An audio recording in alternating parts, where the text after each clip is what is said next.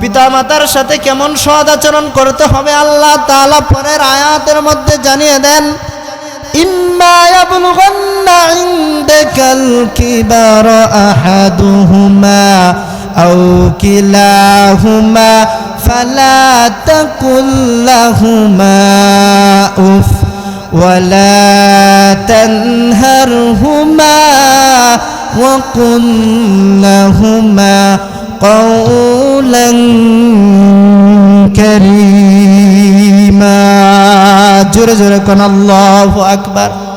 আল্লাহ তাআলা জানান দেন, ও মানুষ, ইম্মা ইয়াবলুগান্না ইনদাকাল কিবারা আহাদুহুমা আও কিলাহুমা, তোমাদের মধ্যে তোমাদের পিতা এবং মাতা উভয়জন অথবা উভয়জনের কোনো একজন যদি বৃদ্ধ হয়ে যাওয়ার পরেও আও কিলাহুমা ফালা তাকুল লাহুমা উফিউ ওয়ালা তানহারহুমা, মানুষ তোমাদের পিতা মাতা বৃদ্ধ হয়ে যাওয়ার পরেও তাদের সাথে এমন কোনো আচরণ করো না, উফ শব্দটা পর্যন্ত বলো না। কারণ পিতা মাতা যখন তারা বৃদ্ধ হয়ে যায়, দেখবেন তাদের মধ্যে তখন শিশু সুলভ আচরণ এসে যায়। ছোট বাচ্চারা যা করে বৃদ্ধরাও তা করা শুরু করে।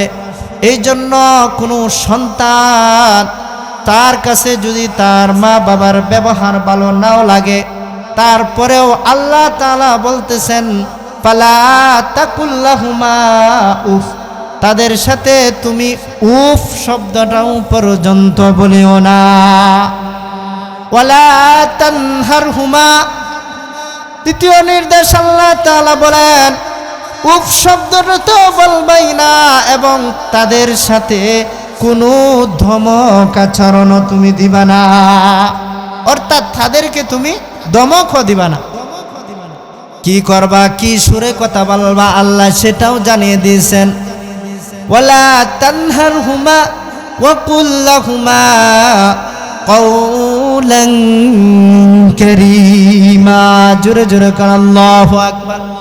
আল্লাহ তাআলা বলেন, তাদের সাথে তোমরা নম্র সুরে সুন্দর আওয়াজে তাদের সাথে তোমরা কথা বলবা। সূরাতুন নিসার 36 নম্বর আয়াতের মধ্যে আল্লাহ তাআলা বলেন, ওয়াবুদুল্লাহ ওয়ালা তুশরিকু বিহি শাইআন ওয়া বিল ওয়ালিদাইনি ইহসানা। আল্লাহ পাক রব্বুল আলামিন বলেন, ও দুনিয়ার মানুষ, দিলের কানটা লাগায় শোনো, আমি আল্লাহ তাআলা তোমাদেরকে বিধান দিয়েছি, ওয়াবুদুল্লাহ, তোমরা আল্লাহ তাআলার ইবাদত করো, ওয়ালা তুশরিকু বিহি শাইআ, আল্লাহর সঙ্গে তোমরা কাউকে শরীক করো না, অংশীদার বানায়ো না, ওয়া বিল ওয়ালিদাইনি ইহসানা, এরপরে তোমরা তোমাদের পিতা মাতার সঙ্গে সৎ আচরণ করো, উত্তম আচরণ করো। আল্লাহ পাক রব্বুল আলামিন তার হুকুমের সাথে বান্দার হুকুমগুলাকে জড়িত করে আল্লাহ পাক রব্বুল আলামিন আপনাকে আমাকে বুঝাইতে চান, ওরে মানুষ, আমি আল্লাহ তোমাদেরকে সৃষ্টি করলাম, আমি আল্লাহর ইবাদত করো, আমি আল্লাহর ইবাদতের সাথে তোমরা সর্বপ্রথম মাখলুকের হকগুলার মধ্যে যাদের হকগুলাকে অধিকার দিবে, অগ্রাধিকার দিবে, তারাই হচ্ছে তোমাদের পিতামাতা। আমার অধিকার, আমার হক পালন করার পর তারপরে তোমরা মানুষদের মধ্যে যাদের হকগুলো আদায় করবে সেটাই হচ্ছে তোমাদের পিতামাতা। এই কারণে আল্লাহ তাআলা কুরআন শরীফের অনেক জায়গায় নিজের হকের সাথে সাথে পিতামাতার হকগুলোকে অগ্রাধিকার দেয়া বলেন। আল্লাহ তাআলা সূরাতুন নিসার 36 নম্বর আয়াতে এই কথাই জানিয়ে দেন, ওয়াবুদুল্লাহা ওয়ালা তুশরিকু বিহি শাইআ ওয়া বিল ওয়ালিদাইনি ইহসানা। আল্লাহ পাক রব্বুল আলামিন বলেন, মানুষ রে আমি তোমাদেরকে বিধান দিলাম তোমরা আল্লাহ তাআলার ইবাদত করো, আমার সঙ্গে আর কাউকে তোমরা শরীক করো না, এবং তোমাদের পিতামাতার সঙ্গে তোমরা সৎ আচরণ করো। আল্লাহ তাআলা এই কথায় আরেক সূরার মধ্যে জানিয়ে দেন, সূরাতুল বনি ইসরাঈলের 23 নম্বর আয়াতের মধ্যে আল্লাহ তাআলা জানিয়ে দেন, وَقَضَى رَبُّكَ أَلَّا تَعْبُدُوا إِلَّا إِيَّاهُ وَبِالْوَالِدَيْنِ إِحْسَانًا। ও দুনিয়ার মানুষ, আমি আল্লাহ তোমাদেরকে নির্দেশ দিয়েছি, আমি আল্লাহ তাআলা তোমাদেরকে বিধান দিয়েছি, তোমরা আল্লাহ তাআলার ইবাদত করো। ওয়াবিল ওয়ালিদাইনি ইহসানা, আল্লাহ ছাড়া আর কারো ইবাদত করো না, এবং তোমাদের পিতা মাতার সঙ্গে সৎ ব্যবহার করো। আল্লাহ তাআলা পরপর আয়াতের মধ্যে আমাদেরকে জানিয়ে দেন, ওয়াকাদা রাব্বুকা আল্লা তা'বুদু ইল্লা ইয়্যাহ। ও দুনিয়ার মানুষ, আমি তোমাদেরকে নির্দেশ দিয়েছি তোমরা আল্লাহ তাআলার ইবাদত করো, তার সাথে আর কাউকে তোমরা শরীক করো না, আল্লাহ ছাড়া অন্য কারো সঙ্গে তোমরা ইবাদত করো না। আল্লাহ ব্যতীত আর কারো ইবাদত করা কি নাই? জায়েজ নাই। আল্লাহর ইবাদতের পর আল্লাহ তাআলা বলতেছেন, ওয়াবিল ওয়ালিদাইনি ইহসানা, এবং তোমাদের পিতামাতার সঙ্গে তোমরা সৎ আচরণ করো। এই জন্য আল্লাহ তাআলা অনেকগুলো আয়াতের মধ্যে নিজের হকের সাথে সাথে পিতামাতার হকদেরকে অগ্রাধিকার দিয়েছেন। এই জন্য ও যুবক ভাই, বৃদ্ধ বাবাজিরা, আমাদের যাদের পিতামাতা এখনো দুনিয়ার হায়াতে বেঁচে আছে, আল্লাহ পাক যেন তাদের খেদমত করার তৌফিক দান করেন। সকলে বলুন আমিন।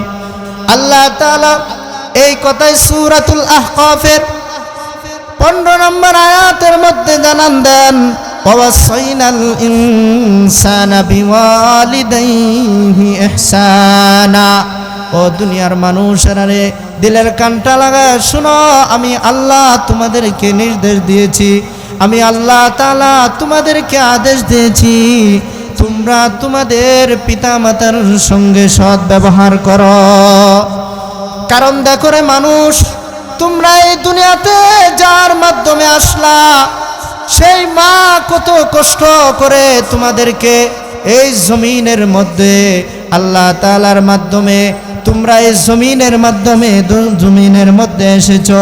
মা এমন কষ্ট করছে যে কষ্ট কখনো দুনিয়ার অন্য কেউ করে নাই। কেমন কষ্ট করছে মা?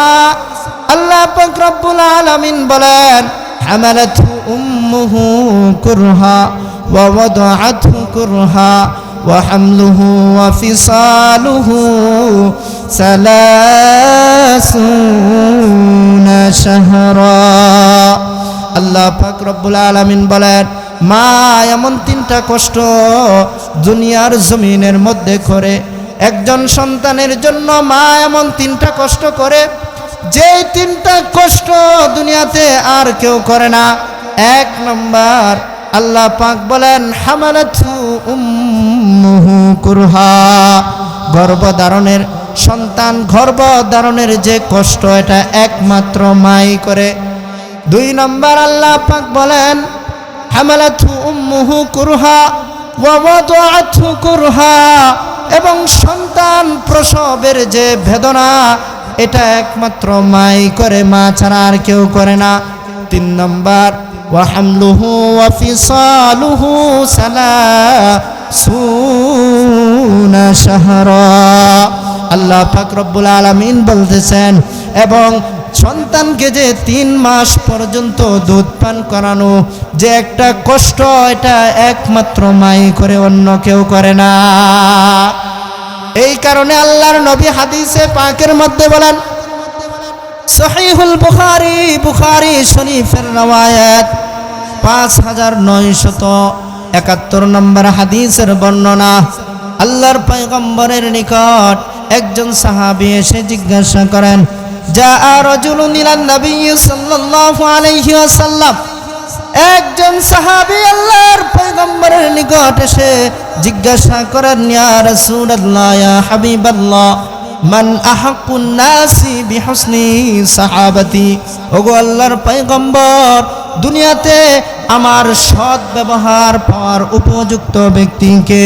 আল্লাহর পয়গম্বর জানিয়ে দেন, সুম্মা উম্মুকা, তোমার মা সৎ ব্যবহার পাওয়ার উপযুক্ত। জোরে জোরে বলেন সুবহানাল্লাহ। সাহাবী পুনরায় জিজ্ঞাসা করেন, সুম্মা আইয়ুন, এরপরে কাকে অগ্রাধিকার দিব? আল্লাহর নবী পুনরায় জানিয়ে দেন, সুম্মা উম্মুকা, তোমার মা তোমার সৎ ব্যবহার পাওয়ার উপযুক্ত। সাহাবী পুনরায় জিজ্ঞাসা করেন, ইয়া রাসূলুল্লাহ, সুম্মা আইয়ুন, এরপরে কে? আল্লাহর নবী পুনরায় জানিয়ে দেন, সুম্মা উম্মুকা, তোমার মা সৎ ব্যবহার পাওয়ার বেশি উপযুক্ত। জোরে জোরে বলেন সুবহানাল্লাহ। হাদিসের মধ্যে আল্লাহর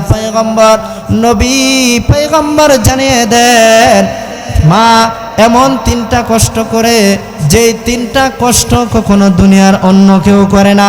এই কারণে আল্লাহর নবী হাদিসের মধ্যে বলেন, এই মা ভালোবাসা পাওয়ার ক্ষেত্রে সাহাবী যখন জিজ্ঞাসা করলেন, আল্লাহর হাবিব বললেন, পরপর তিনবার মায়ের কথাই বললেন যে তোমার মা কাকে বেশি ভালোবাসবো? নবী পয়গম্বর বলেন, তোমার মা, তোমার মা, তোমার মা। এই কথা আল্লাহর নবী কয়বার বলেন? তিনবার বলেন। সাহাবী পুনরায় বলেন, সুম্মা আইয়ুন, এরপরে কাকে বেশি ভালোবাসবো? আল্লাহর পয়গম্বর জানিয়ে দেন, সুম্মা বুকা, এরপরে তুমি তোমার পিতাকে বেশি ভালোবাসবে। সহিহুল বুখারী 5970 নম্বর হাদিসের বর্ণনা। আল্লাহর পয়গম্বর হাদিসের মধ্যে বলেন, আল্লাহর নবীর সাহাবী আল্লাহর পয়গম্বরের কাছে এসে জিজ্ঞাসা করেন, সাআলতুন নাবিয়্যা সাল্লাল্লাহু আলাইহি ওয়াসাল্লাম, আইয়ুল আমালি আহাব্বু ইলাল্লাহি আযজা ওয়া জাল, ওগো আল্লাহর পয়গম্বর, আমার আল্লাহ তাআলার কাছে সবচেয়ে পছন্দনীয় এবং উত্তম আমল কোনটি? আপনি বাতলায়া দিন। আল্লাহর নবী বলেন, আসসালাতু আলা ওয়াক্তিহা, সময় মতো নামাজ আদায় করা, এটা আল্লাহ তাআলার কাছে সবচেয়ে বেশি পছন্দনীয়। জোরে জোরে বলেন সুবহানাল্লাহ। 2 নম্বর আল্লাহর পয়গম্বরের সাহাবী নবীকে জিজ্ঞাসা করলেন, সুম্মা আইয়ুন, ওগো আল্লাহর পয়গম্বর, তারপরে আল্লাহর কাছে সবচেয়ে বেশি পছন্দনীয় আমল কোনটি? নবী আমার জানিয়ে দেন, সুম্মা বিররুল ওয়ালিদাইন, তুমি তোমার পিতা মাতার খেদমত করো। পিতা মাতার খেদমত করা আল্লাহর হকের পরে আল্লাহ তাআলা স্থান দিয়েছে। এই জন্য সাহাবীকে আল্লাহর পয়গম্বর বললেন যে আল্লাহর কাছে আল্লাহর হুকুম মানার পর আল্লাহর কাছে সবচেয়ে প্রিয় এবং পছন্দনীয় আমল হলো পিতা মাতার খেদমত করা। সাহাবী পুনরায় জিজ্ঞাসা করলেন, এরপর আল্লাহর কাছে সবচেয়ে পছন্দনীয় আমল কোনটি? নবী আমার জানিয়ে দেন, আল জিহাদু ফি সাবিলিল্লাহ, আল্লাহর রাস্তায় জিহাদ করা। তাহলে এই সমস্ত আয়াত এবং হাদিস থেকে আমি বুঝতে পারি যে পিতামাতার গুরুত্ব কম না বেশি? অনেক বেশি। কেমন বেশি? আল্লাহ তাআলা তার নিজের হকের পরেই পিতামাতার হককে অগ্রাধিকার দিয়েছেন। কিন্তু বর্তমান সমাজের দিকে তাকাইলে বোঝা যায় পিতামাতা হচ্ছে সমাজের সবচেয়ে অবহেলিত এবং লাঞ্ছিত ব্যক্তি। কারণ যে পিতামাতার মাধ্যমে দুনিয়াতে আসলাম, এই দুনিয়ার মুখ দেখতে পাইলাম, এত এত নাজ নিয়ামত ভোগ করতে পারতেছি, এত এত দ্বন্দ্ব টাকা পয়সা কামাই করতেছি, যেই পিতা মাতার মাধ্যমে আজকে এই দুনিয়ার মধ্যে আসছি, বড় আফসোস এই পিতা মাতাকে আমি চিনি না। আজকে সন্তান বড় লোক হয়ে যায়, মার কোনো খবর রাখে না। সন্তান টাকা পয়সা ধন দৌলতের মালিক হয়ে যায়, পিতা মাতার কোনো খোঁজ খবর থাকে না। সন্তান 10 তলায় বিল্ডিং বানাইয়া কি সুন্দরভাবে সে যাপন করতেছে, আর তার জন্মদাতা পিতা মাতা পাশের কুড়ের ঘরের মধ্যে অবস্থান করতেছে, কোনো খোঁজ খবর নাই। এই জন্য বড় আফসোস হয়, আল্লাহ তাআলা আমাদেরকে পাঠাইছেন একমাত্র তার ইবাদত করার জন্য। আল্লাহর ইবাদতের পর আল্লাহ তাআলা বলতেছেন, রে মানুষ, আমার সন্তুষ্টি যদি অর্জন করতে চাও তাহলে তোমরা তোমার পিতা মাতাদের সন্তুষ্টি আগে অর্জন করো। এই কথাই আল্লাহর নবী হাদিসে পাকের মধ্যে বলেন, রিদার রব্বি ফি রিদাল ওয়ালিদি ওয়া সাখাতুর রব্বি ফি সাখাতিল ওয়ালিদি। পিতা মাতার সন্তুষ্টির মধ্যে রয়েছে আল্লাহ পাকের সন্তুষ্টি, পিতা মাতার অসন্তুষ্টির মধ্যে রয়েছে আল্লাহ পাকের অসন্তুষ্টি। অর্থাৎ কোনো সন্তান আল্লাহর কাছে প্রিয় তখনই হবে যখন সে তার পিতা মাতাকে সন্তুষ্ট রাখতে পারবে। আর যেই সন্তানের পিতা মাতা, যেই সন্তানের প্রতি তার পিতা মাতা নারাজ হয়ে আছে, অসন্তুষ্ট হয়ে আছে, আল্লাহর পয়গম্বর বলেন ওই সমস্ত ব্যক্তি এবং সন্তানদের প্রতি আল্লাহ অসন্তুষ্ট হয়ে যায়। কারণ কি? কারণ কি? পিতা মাতা এমন মহান মূল্যবান সম্পদ। আল্লাহর নবী হাদিসে পাকের মধ্যে বলেন, আল জান্নাতু তাহতা আকদামিল উম্মাহাত। পিতা মাতার পায়ের নিচে সন্তানের বেহেশত রয়েছে। জোরে জোরে কোন সুবহানাল্লাহ। একবার জিহাদের প্রস্তুতি চলছে, আল্লাহর পয়গম্বরের সাহাবী আল্লাহর পয়গম্বরের নিকট এসে বললেন, ইয়া রাসূলুল্লাহ, ইয়া হাবিবাল্লাহ, আমার জিহাদে যাইতে অনেক তামান্না, মনের মধ্যে অনেক বড় আশা, আমি জিহাদ করব। আল্লাহর পয়গম্বরের নিকট এসে বলে, আল্লাহর পয়গম্বর বলে, আলাকা ওয়ালিদান, ও আমার সাহাবী, তোমার পিতা মাতা কি বেঁচে আছে কিনা? ওই সাহাবী বলেন, ইয়া রাসূলুল্লাহ, ইয়া হাবিবাল্লাহ, হ্যাঁ হ্যাঁ, আমার পিতা মাতা কোনো দুনিয়ার হায়াতে বেঁচে আছে। নবী আমার জানিয়ে দেন, ফারজিহিমা, তুমি তাড়াতাড়ি ফিরে যাও, গিয়া ফাজাহিদ ফাফিহিমা ফাজাহিদ, তুমি তোমার পিতা মাতার খেদমত করো, এর বদৌলতে আল্লাহ তোমাকে জিহাদের সব দান করবে। এই জন্য আপনার আমার উচিত পিতা মাতার হককে গুরুত্ব দেওয়া। এই পিতা মাতা এমন মূল্যবান সম্পদ। একটা মানুষ যতই সে নামাজ পড়ুক, রোজা রাখুক, যাকাত দেয়, হজ করুক, সব কিছুই তার ঠিক আছে, কিন্তু তার পিতা মাতার সাথে তার আচরণ ভালো না। আল্লাহর পয়গম্বর বলেন, ওই ব্যক্তি আল্লাহর সাথেও তার ভালো না। কি জন্য ভালো না? কারণ পিতা মাতার সন্তুষ্টর মধ্যে আছে আল্লাহ পাকের সন্তুষ্ট। আল্লাহর হুকুম মান্য করা যেমন ফরজ, যেমন গুরুত্বপূর্ণ ইবাদত, ঠিক তদ্রূপভাবে কোনো পিতা এবং মাতা তাদের হকগুলা পালন করা এমন গুরুত্বপূর্ণ ইবাদত। এই জন্য দেখবেন আল্লাহ তাআলা যত জায়গায় পবিত্র কালামের মধ্যে ইরশাদ করেছেন, ওয়াবুদুল্লাহ ওয়ালা তুশরিকু বিহি শাইআ ওয়া বিল ওয়ালিদাইনি ইহসানা। ও দুনিয়ার মানুষ, তোমরা আমি আল্লাহর ইবাদত করো, আমার সাথে কাউকে শরীক করো না, এবং তোমাদের পিতা মাতার সঙ্গে তোমরা সৎ আচরণ করো। আল্লাহ তাআলা কুরআনুল কারীমের অনেক জায়গায় এই কথা এভাবে বর্ণনা করেছেন, আমার ইবাদত করো, আমার ইবাদত করার পর তোমরা তোমাদের পিতা মাতার আনুগত্য করো। পিতা মাতা যাদের দুনিয়ার মধ্যে আছে, আমরা যেন পিতা মাতার কদর করতে পারি। আল্লাহ তৌফিক দান করুন, সকলে বলুন আমিন।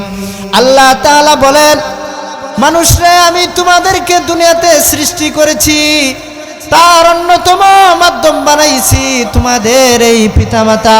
আল্লাহ তাআলা সূরাতু বনি ইসরাঈলের মধ্যে এই কথাই ডাক দেয়া বলেন, ওয়াকাদা রাব্বুকা আল্লা তা'বুদু ইল্লা ইয়্যা ওয়া বিল ওয়ালিদাইনি ইহসানা। আল্লাহ পাক রব্বুল আলামিন বলেন, মানুষে তোমাদেরকে আমি নির্দেশ দিয়েছি, আমি তোমাদেরকে এই কথার আদেশ করে দিয়েছি, তোমরা একমাত্র আমি আল্লাহর ইবাদত করো, একমাত্র আমি আল্লাহ ছাড়া কোনো গায়রুল্লাহর ইবাদত করা যাবে না। আমার ইবাদতের পর ওয়াবিল ওয়ালিদাইনি ইহসানা, তোমাদের পিতা মাতার সঙ্গে তোমরা সৎ আচরণ করো। জোরে জোরে কোন সুবহানাল্লাহ।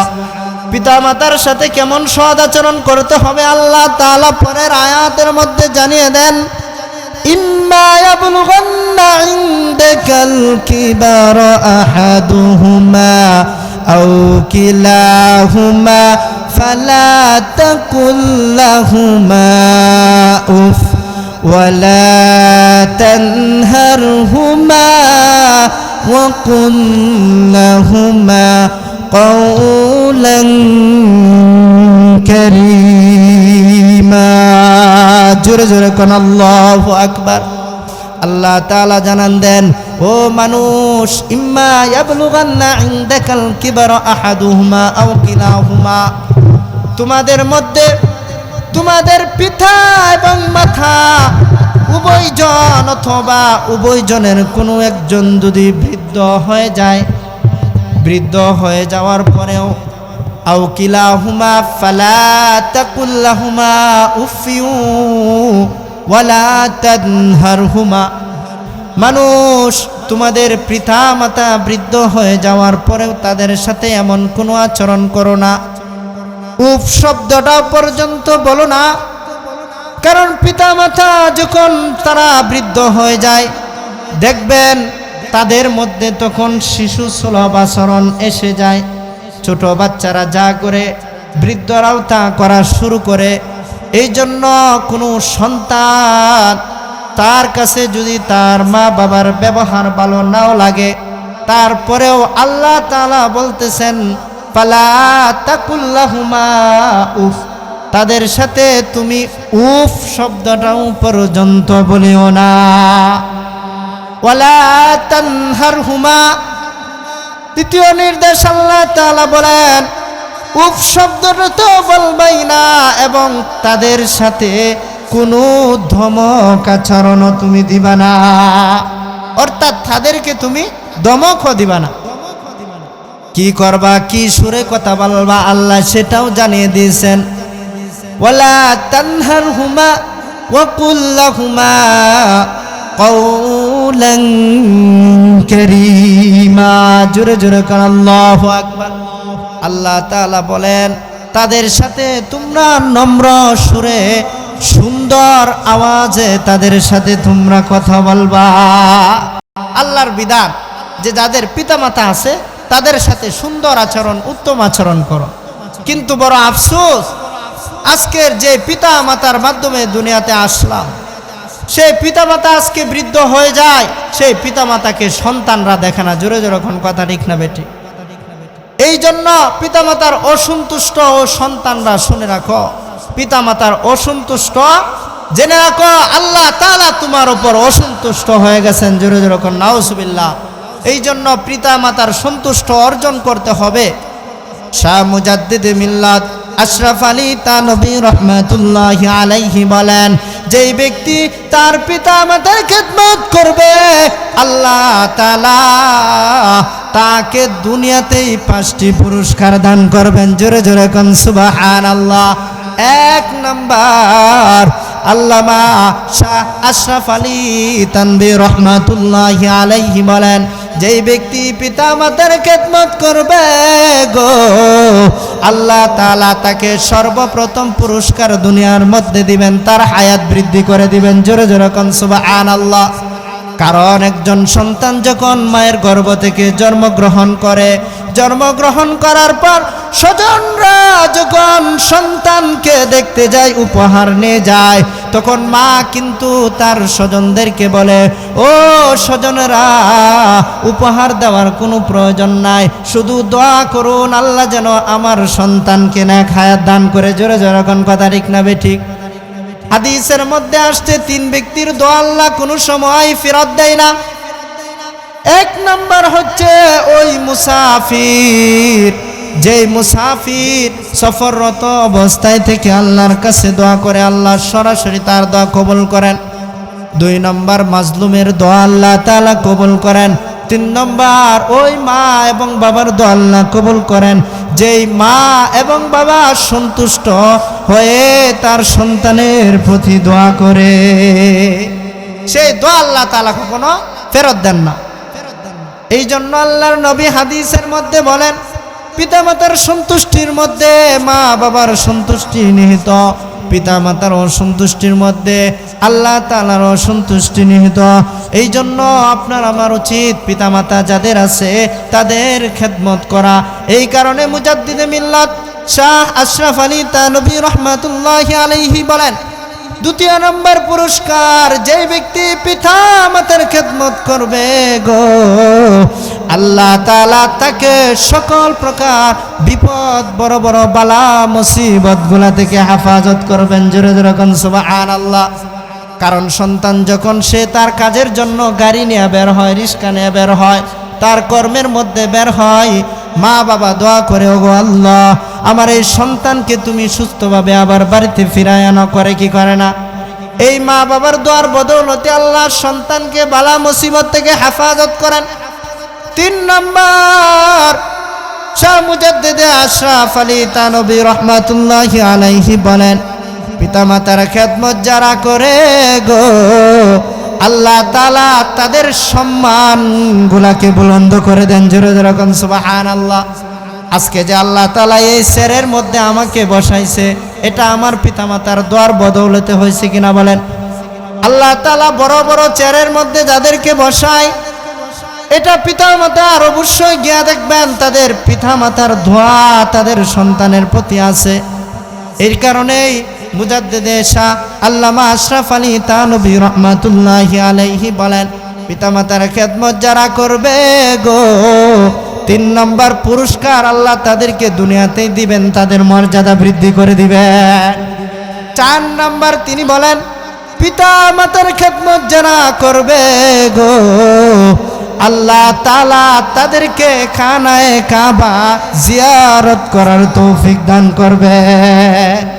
কারণ আল্লাহর নবী হাদিসের মধ্যে বলেন, যে ব্যক্তি তার পিতা এবং মাথার দিকে নেক নজরে একবার তাকাইবে, আল্লাহ তাআলা তার আমল নামায় একটি উমরা হজের সওয়াব দান করবেন। এভাবে কোনো সন্তান যখন তার পিতা মাতার দিকে শত শতবার তাকাইবে, তখন আল্লাহ তাআলা সেই সন্তানের প্রতি শত শত উমরা হজের সওয়াব দান করবেন। জোরে জোরে কোন সুবহানাল্লাহ। এই অবস্থায় দেখে আসমানের ফেরেশতারা আল্লাহর কাছে গিয়া ফরিয়াদ জানাইবে, ওগো আল্লাহ, অমুক এলাকায় অমুকের সন্তান তার পিতা মাতার সাথে সৎ ব্যবহার করে, আল্লাহ গো তার নামে তো উমরা হজের সব লিখতে লিখতে আমরা আল্লাহ ক্লান্ত হয়ে যাইতেছি। আল্লাহ তাআলা বলবেন, ও ফেরেশতারা, তাকে আমি এখন তৌফিক দিলাম সে যেন সরাসরি খানায়ে কাবার তওয়াফ করে। তার কাছে কোনো কমতি আছে? কোনো কমতি নাই। 5 নম্বর, শাহ মুজাদ্দিদে মিল্লাত আশরাফ আলী থানভী রহমাতুল্লাহি আলাইহি বলেন, পিতামাতার খেদমত যারা করবে গো, আল্লাহ তাআলা মৌতের সময় তাদের জবান দিয়ে কালিমা নসিব করবে। কারণ এই কালিমা ছাড়া যদি আপনার আমার মৃত্যু হয়ে যায়, বেঈমান অবস্থায় যদি মৃত্যু হয়, তাহলে আপনার আমার জন্য জাহান্নাম। আর যদি ঈমান অবস্থায় মৃত্যু হয়, আপনার আমার জন্য জান্নাত। এই কথাই আল্লাহর নবী হাদিসে পাকের মধ্যে বলেন, মান ক্বালা লা ইলাহা ইল্লাল্লাহ দাখালাল জান্নাহ। জোরে জোরে কোন সুবহানাল্লাহ। যেই ব্যক্তির শেষ শব্দ হবে লা ইলাহা ইল্লাল্লাহ, আল্লাহর নবী বলেন সেই ব্যক্তি জান্নাতে প্রবেশ করতে পারবে। এই জন্য জান্নাত অর্জন করা দরকার আছে কিনা বলেন? যদি জান্নাত অর্জন করতে চাই তাহলে পিতামাতার খেদমত বেশি বেশি করে আদায় করতে হবে। কেমন ভাবে আদায় করতে হবে? আল্লাহর নবীর হাদিস সম্পর্কে বর্ণিত আছে, আল্লাহর নবীর রওয়ায়াত সম্পর্কে এসেছে তিনি ছোটবেলায় গর্ভে থাকা অবস্থায় তার মাকে তার বাবাকে হারাইলেন এবং ছোট শিশু 6 মাস থাকা অবস্থায় তার মাকেও হারাইলেন। আল্লাহর নবী বলেন, আমি আমার মাকে দুনিয়াতে আসার পর আমি আমার পিতা মাতাকে আমি দেখতে পারি নাই, আমি এতিম হয়ে গেছি। কিন্তু আমার পিতা মাতা যদি দুনিয়ার হায়াতে বেঁচে থাকতো আর আমি যদি নামাজের মধ্যেও থাকতাম, আমাকেও যদি এসে ডাক দিত গো মুহাম্মদ, তাহলেও আমি নামাজ ছেড়ে দিয়ে আগে আমি আমার পিতামাতার ডাকে সাড়া দিতাম। তাহলে কতটুকু গুরুত্বপূর্ণ দেখছেন? পিতামাতার হুকুম আল্লাহর হকের পরে পিতামাতার হককে অগ্রাধিকার দেওয়া হয়েছে। কিন্তু বড় আফসোস, যে পিতামাতার মাধ্যমে আজকে এই দুনিয়ার মধ্যে আসলাম সেই পিতামাতাকে আমরা চিনি না। আজকে অনেক টাকা পয়সা কামাই, অনেক ব্যাংক ব্যালেন্স হয়েছে, ঘর বাড়ি সব কিছুই সম্পূর্ণ করেছি। অনেক সন্তান আপনি এমন পাইবেন 10 তলা বিল্ডিং এর উপর সে জীবন যাপন করে, কিন্তু তার পিতা মাতা গিয়ে দেখেন কুড়ে ঘরের মধ্যে বসবাস করে, আছে না নাই সমাজে? এরকম অসংখ্য অগণিত আছে। আল্লাহর নবী বলেন, এই সমস্ত সন্তানদের প্রতি আল্লাহ তাআলার লানত, এই সমস্ত সন্তানদের প্রতি আল্লাহ তাআলাও সন্তুষ্ট না এবং তার পিতামাতাও সন্তুষ্ট না। এই জন্য আমাদের উচিত আমাদের যাদের পিতামাতা আছে তাদের খেদমত করা। যতটুকু সামর্থ্য দিছে সামর্থ্য অনুযায়ী পিতা মাতার জন্য দিন শেষে একটি আপেল হোক একটি কমলা হোক, পিতা মাতা যাদের জীবিত আছে বিকালবেলা কাজ শেষ করে এনে দেওয়া উচিত। যে গো মা তুমি এটা খাও, বাবা তুমি এটা খাও, তোমাদের মাধ্যমেই তো এই দুনিয়াতে এসেছি। কিন্তু বড় আফসোস, আজকে অনেক সন্তান সমাজের মধ্যে এমন পাওয়া যায় পিতাকে পিতা বলে স্বীকার করতে চায় না, মাকে মা বলে স্বীকার করতে চায় না। ও যুবক ভাই, দিলের কানটা লাগায় শোনো, পিতা মাতার খেদমতের বদৌলতে তুমি কখনো হতভাগা হইবা না। কেমন ভাবে হতভাগা হইবা না, বরং এই খেদমতের বদৌলতে আল্লাহ তাআলা তোমার সম্মানকে আরো বৃদ্ধি করে দিবেন, যেমন নাকি বৃদ্ধি করে দিয়েছিলেন আল্লাহর পয়গম্বরের জামানায় একজন ব্যক্তি ছিল যার নাম ছিল ওয়াইসুল করনি। ওয়াইসুল করনির সম্মান মর্যাদা আল্লাহ তাআলা কেমন ভাবে বাড়ায়া দিয়েছেন। ও যুবক ভাই, ও বৃদ্ধ বাবাজিরা, দিলের কানটা লাগায় শুনুন, কেমন ভাবে আল্লাহ তাআলা বাড়ায়া দিয়েছেন। ওয়াইসুল করনির মনে অনেক বড় তামান্না আল্লাহর পয়গম্বরের দরবারে উপস্থিত হবে এবং সাহাবীর মর্যাদা লাভ করবে।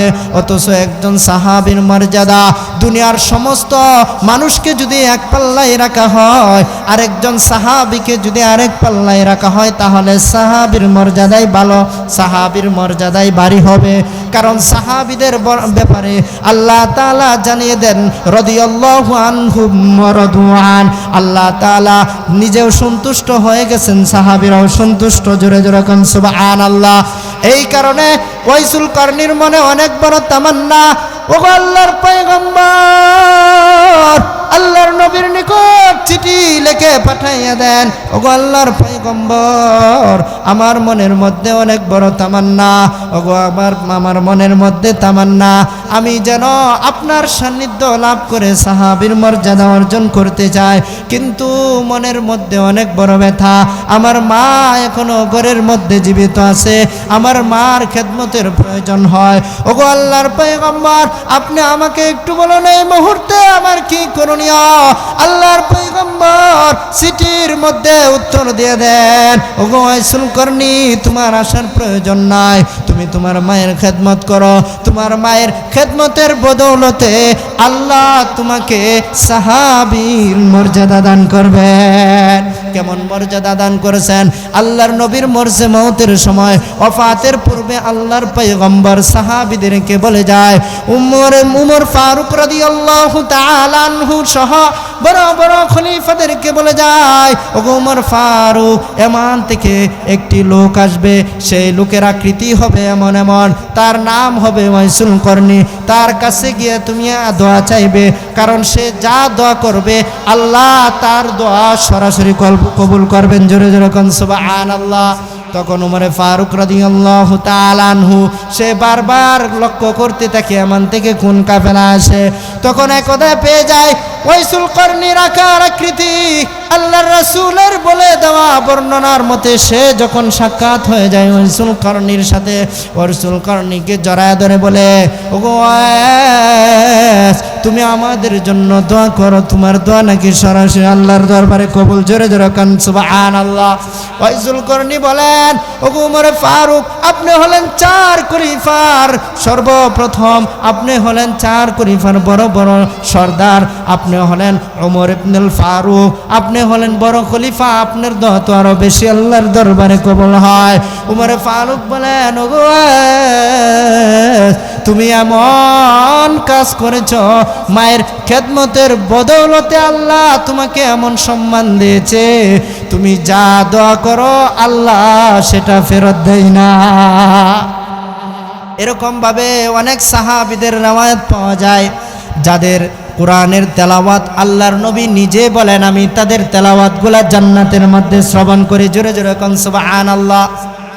আল্লাহর নবীর অনেক সাহাবী আছে, তার মধ্যে একজন হযরতে নুমান রাদিয়াল্লাহু তাআলা আনহু, সে জান্নাতের মধ্যে তেলাওয়াত করে। আল্লাহর নবী বলেন, নুমানের তেলাওয়াত, জান্নাতের তেলাওয়াত আমি নবী নিজ কানে শুনতে পাই। সাহাবায়ে কেরাম জিজ্ঞাসা করলেন, ইয়া রাসূলুল্লাহ, সে জান্নাতে তেলাওয়াত করে আবার শোনা যায়, এটা কি জন্য? আল্লাহর নবী বলেন, সে দুনিয়াতে তার পিতামাতার খেদমত করেছে, তার বদৌলতে আল্লাহ তাকে এমন মর্যাদা দিয়েছেন, জান্নাতের তেলাওয়াত আমাদেরকে শোনায়। এই জন্য পিতামাতার খেদমতকে অগ্রাধিকার দিতে হবে, আবেগ দিয়া কোনো কিছু চলবে না।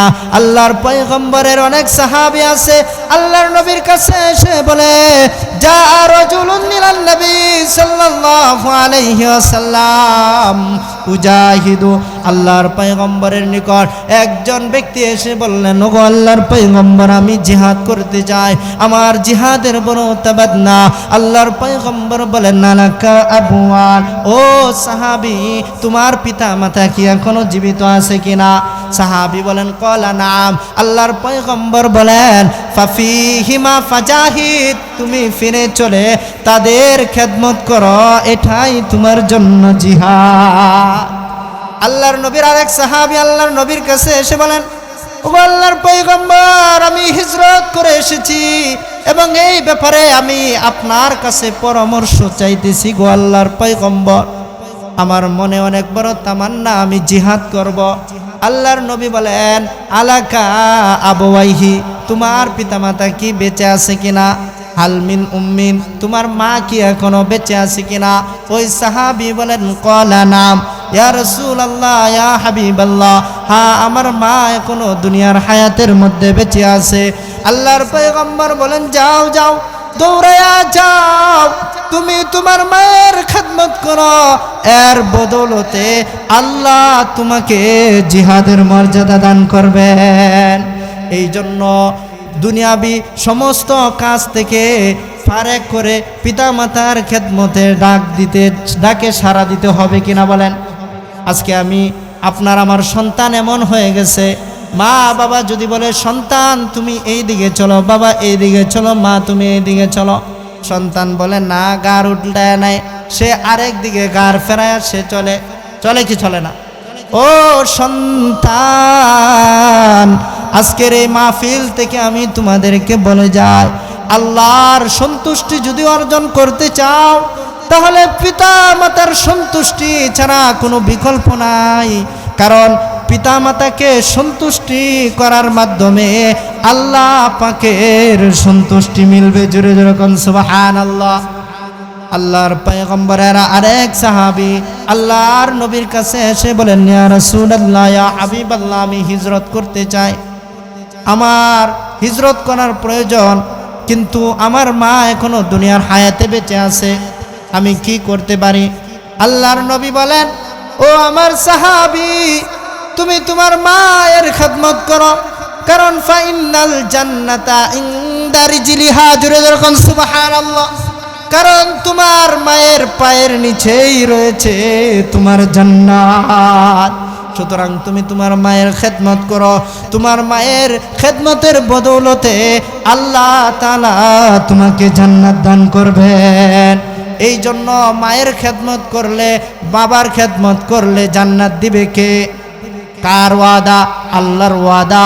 এই কথাই আল্লাহ তাআলা সূরাতু বনী ইসরাঈলের 23 নম্বর আয়াতের মধ্যে বলেন, ওয়াকাদা রাব্বুকা আল্লা তা'বুদু ইল্লা ইয়্যা ওয়া বিল ওয়ালিদাইনি ইহসানা। ও দুনিয়ার মানুষ, আমি তোমাদেরকে নির্দেশ দিয়েছি তোমরা তোমাদের রবের ইবাদত করো, আমি রব ছাড়া আর কারো ইবাদত করো না। ওয়া বিল ওয়ালিদাইনি ইহসানা, আমার নামাজ আদায় করার পর, আমার ইবাদত করার পর তোমাদের পিতা মাতার সঙ্গে সদ্ব্যবহার করো।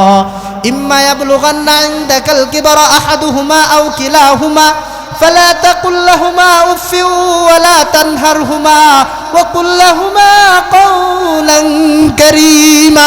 আল্লাহ তাআলা বলেন, মানুষরে, তোমাদের পিতা এবং মাতা উভয়জন যদি বার্ধক্যে পৌঁছে যায়, যদি বৃদ্ধ হয়ে যায়, অথবা একজন বৃদ্ধ হয় অথবা উভয়জন বৃদ্ধ হয়, তাহলেও তাদের সাথে এমন কোনো আচরণ করো না। ফালা তাকুল লাহুমা উফফিউ, উফ শব্দটা পর্যন্ত বলো না। ওয়ালা তানহারহুমা, তাদেরকে তোমরা ধমক দিও না। ওয়া কুল লাহুমা কাওলান কারীমা, জোরে জোরে কোন সুবহানাল্লাহ। বরং কেমন ভাবে আচরণ করবা সেটাও আল্লাহ শিখায় দেন। নম্র ভাষায় সৎ আচরণ তোমরা তোমাদের পিতামাতার সাথে করবা। শুধু তাই নয়, আল্লাহ তাআলা পরের আয়াতের মধ্যে জানিয়ে দেন, ওয়াকফিদ লাহুমা জানাহাজ যুল্লি মিনার রাহমাতি ওয়া কুর রাব্বিরহামহুমা কামা রাব্বায়ানি সগীরা। জোরে জোরে কোন সুবহানাল্লাহ। আল্লাহ তাআলা এই কথাও জানিয়ে দেন, ও দুনিয়ার উম্মতারা রে, ও আমার বান্দা বান্দিরা, যাদের পিতামাতা দুনিয়ার হায়াতের মধ্যে নাই, দিলের কানটা লাগায় শুনুন, ওয়াকফিদ লাহুমা জানাহাজ যুল্লি মিনার রাহমা। আল্লাহ পাক শিখায়া দিতেছেন আমাদের পিতা মাতার জন্য যেন আমরা দোয়া করি, ওগো আল্লাহ, আমাদের পিতা মাতাদেরকে তুমি রহমতের চাদর দ্বারা আবৃত করে দাও, যেমন ভাবে কামা রব্বায়ানি সগীরা, যেমন ভাবে ছোটবেলা থেকে আমাদেরকে এভাবে চাদর দিয়ে আবৃত করে রহম করে প্রতিপালন করেছে। কারণ একজন সন্তান যখন গর্ভধারণের মধ্যে আসে, মা এমন কষ্ট করে, মা উঠতে পারে না, বসতে পারে না, শুইতে পারে না। কত কষ্ট একজন মা করে, যেটা দুনিয়াতে অন্য কেউ করে না। জোরে জোরে কোন কথা ঠিক না বেঠিক? সন্তান যখন মায়ের গর্ভের মধ্যে আসে, মা ঠিক মতো খানা খাইতে পারে না, মা ঠিক মতো ঘুমাইতে পারে না, ঠিক মতো বসতে পারে না। মা দেখবেন ঘরের মধ্যে উঠাউঠি করতে থাকে। স্বামী বলে, বিবি জান তুমি ঘুমাও না কেন? ওই স্ত্রী বলে, আমার তো ঘুম আসে না, বইতেও মন চাই না, কারণ আমার সন্তান একবার এমন ভাবে আমার পেটের মধ্যে লাথি দেয়, আমার রূহটা বের হওয়ার উপক্রম হয়ে যায়।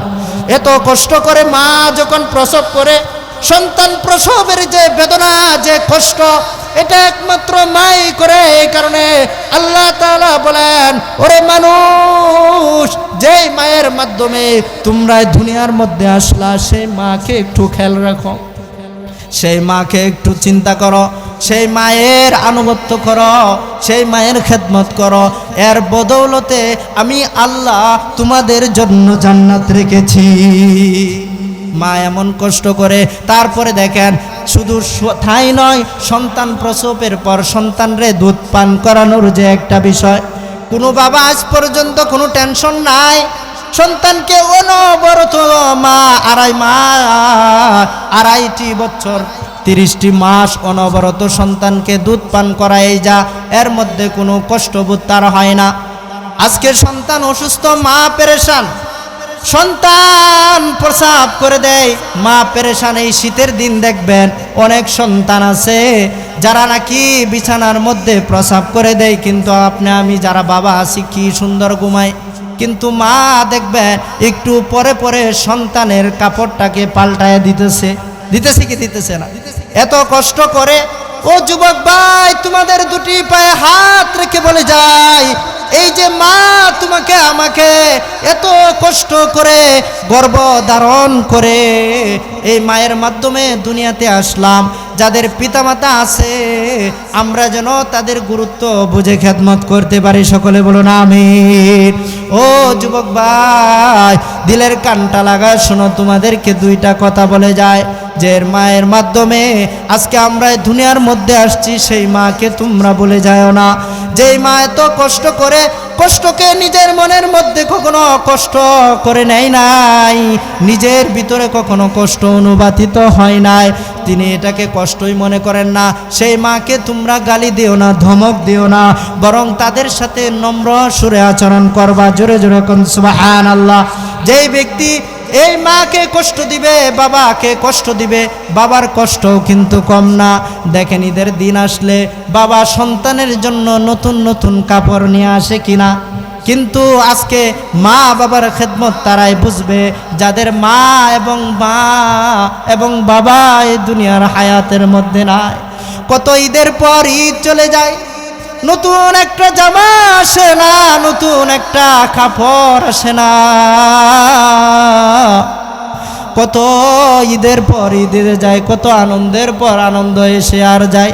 কিন্তু যাদের মা হারাইছ, যাদের বাবা হারাইছ, আজকে একটু দিলের কানটা লাগায় শুনো এবং চিন্তা কইরো যে যাদের মা জনম দুঃখিনী মা এবং বাবা দুনিয়ার হায়াতের মধ্যে নাই, তাদের জন্য তোমাদেরকে আমি কয়েকটা জিনিস বলে যাই। আল্লাহ তাআলা বলেন তাদের জন্য বেশি বেশি তোমরা দোয়া করবা, ইসালে সব করবা, দান খয়রত করে মা বাবা এবং তাদের বন্ধু বান্ধব যারা আছে তাদের জন্য দান খয়রত করে ইসালে সব করবা। এর বদৌলতে আল্লাহ তাআলা তোমার পিতা মাতাকে জান্নাত নসিব করবেন। আল্লাহ তাআলা আমাদের সকলকে পিতা মাতার খেদমত করার তৌফিক দান করুন। সকলে বলুন আমিন। সকলে যেন পিতা মাতার খেদমত সঠিকভাবে করতে পারি, আল্লাহ তাআলা আমাদের সকলকে তৌফিক দান করুন। সকলে বলুন আমিন।